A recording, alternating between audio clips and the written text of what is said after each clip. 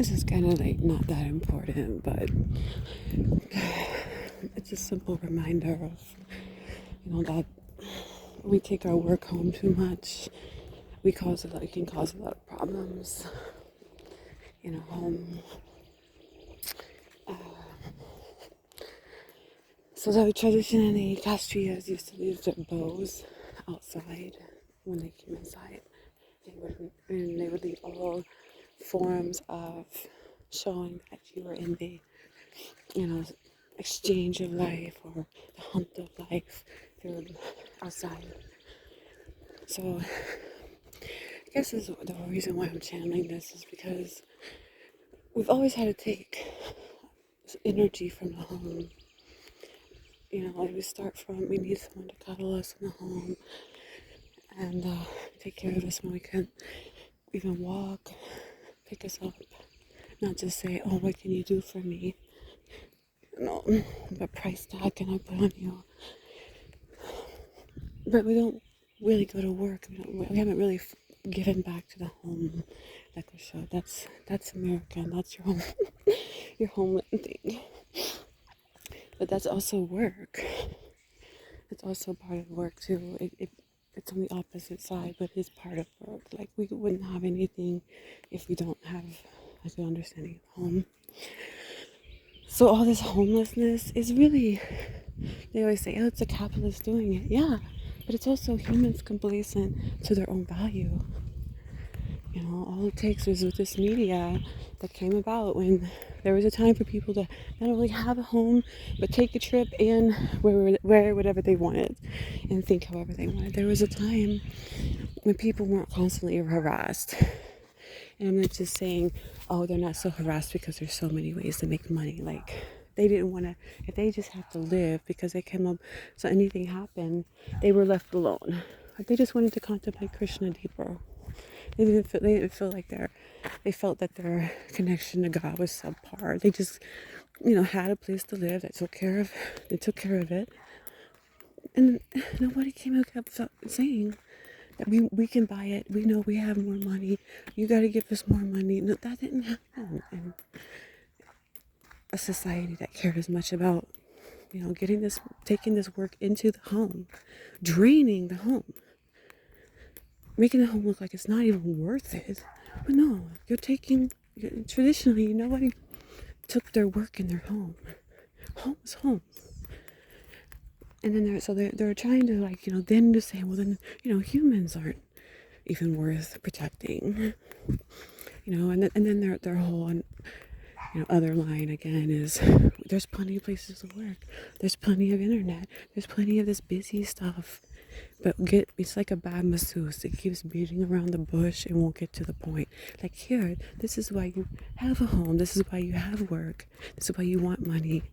To be left alone. To not be having to be some strained sideshow. The real Slim Shady will stand up then, in the work. Not these imposters, not the ones the ones that just want to get a paycheck, forced to do this, grimacing work. No, the real people will stand up, and everybody else that just wants to be left alone, they will go back home and rest. And the work can stay where the work is, and the home can stay where the home is. And it's a very simple, almost dull reminder, but we take it for granted all the time. We take work into the home, use the home, and don't give anything back towards the value and meaning. Everybody has to walk around with Terminator eyes on, scanning the surface and checking the price. It's so creepy. It's not life affirming. It's not feminine.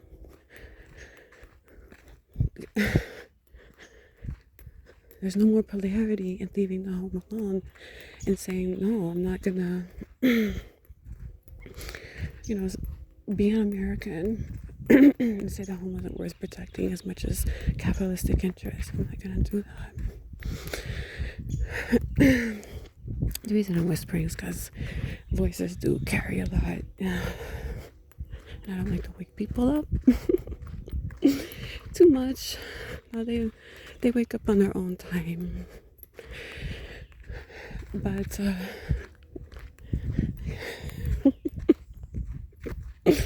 you gotta eventually put something out there that wakes people up. And you gotta use this technology to improve human life. You gotta wake up that it's just not a constant sideshow and working and hustling and doing one more internet thing and competing with these witches in the internet thing. No, it's not more that. It's a processing of what gave life meaning. And there's a grace period at every age. What gave me my life meaning in my 20s was really different in my 30s and very different looking like in my 40s. Hare Krishna. So if you're not using this technology, which takes a lot of resources, and that's debt. You don't integrate as a human being to set humans free. You're just using these ITs who are snapping, by the way, like the one guy IT that snapped on his honeymoon and killed his wife in a drunken rage. Why? Because they haven't been using all their technology. They don't let them process to what they're supposed to. They don't let them. They're going to snap. The process is the human meaning. They walk outside for their cigarette break after working in the IT building in that capped environment, and they go and they see people homeless. It doesn't make sense. You have empty buildings and you have technology and you got people looking like squish bugs on the street. Human beings looking like squish bugs because they would rather keep running the narrative that human life doesn't have meaning. They'd rather keep that going so that only their institutions that, open up the steeple and there's all the people. That's where they are. And we know when we go in there, it's a cul-de-sac of look back at the woman and look what she didn't do. And look at her boob showing, and look at her ankle showing. They don't know how to take the soul away from this planet and not to more materialism. Not how to yell, no buddies around, no car, no houses. They don't know how to do it. They cul-de-sac them. They come into the steeple, into the institution, and they point back at what's wrong. Calculate, aka Maya. Wow. But see, the thing is, this technology came about in a period where there was substantial growth, places, reasonable ways to live, and if people did cop out, it's really because they had extreme drug problems.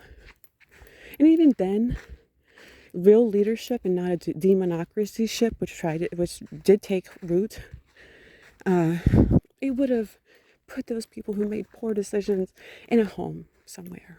They just wouldn't have left them like bugs on the street. That's so gross. Oh, we can't give humans meaning. And look, so they didn't do it right. Oh, we're always right. That's their stance. So yeah, let's take that into the home and work some more. Let's take that into the home. Real smart guys. You know why it always looks like a meltdown on the news? Stop doing that. Stop taking work into the home. Home is. But you had to process and integrate it. Hare Krishna. And there's no way you can keep taking, especially from. Well, she's got. The thing is they find out even while they're okay. This is the vulgar pardon for 18 and over. Their situation is like it's like drinking cum to me from a shamanistic point of view. Now, that's a polarity of when they think that and then they get into this idea that they are the milk. They go against the home. They're always looking at the mother's milk, which is the home. They're the phallic semen, right? She's the milk in the fourth house, mother. The one that they can't give back any human value and meaning to, so people can pretty much be homeless and have high rent every other freaking turn of their life, despite their, they're getting diseases. Well, you're getting diseases because you're missing the point. But, so they go and they point at the mother and they say, oh, look at all that milk. Look at all that. Just look at how it goes all over the place. Where ours is work, we have to work so hard. It only goes in one place. And then they go, but it's just like her. See how it's milky and creamy, just like her milk. I know it's not as nourishing, but if you like certain taste, you'll get used to it eventually. If not, you can drink the devil's piss that comes out later. Beer. And they did. And they kept looking back at her milk, looking at it stranger and stranger as the human life and meaning in the home started getting more and more about bringing these machines into and sucking out the home work, and rarely having any kind of voice and integration, keyword for the processing of machines, for the home and its meaning.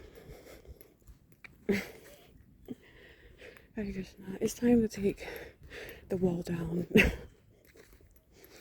It's time to take it out of your mouth, like in the Matrix, and say, I'm not drinking this milk anymore.